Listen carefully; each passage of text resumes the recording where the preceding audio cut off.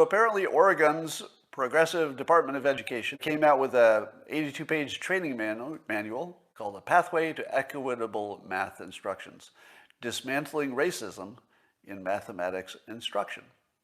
So their problem was that they believed that math instruction was sort of a white supremacy culture kind of invention.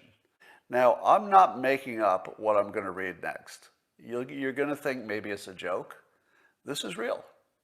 The manual enumerates signs of what they call white supremacy culture in the mathematics classroom, which include a focus on, quote, getting the right answer, an emphasis on, quote, real-world math, so, things that can be applied, teaching math in a linear fashion, quote, unquote, students being required to, quote, show their work, and grading students based on their demonstrated knowledge of the material. And it goes on, quote, in order to embody anti-racist math education, teachers must engage in critical praxis that interrogates the ways in which they perpetuate white supremacy culture in their own classrooms and develop a plan toward anti-racist math education to address the issues of equity for Black, Latinx, and multilingual students, the manual declares.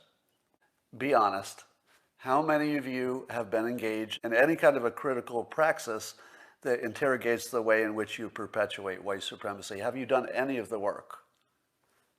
Probably not, right? You haven't done the work.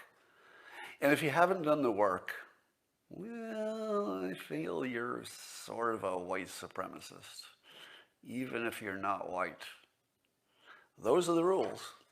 So there you have it. Math is racist, and we got to do something about that. And the way to do that, in case I didn't mention it, was to make sure that you're engaged in critical praxis, interrogating the ways in which you perpetuate white supremacy.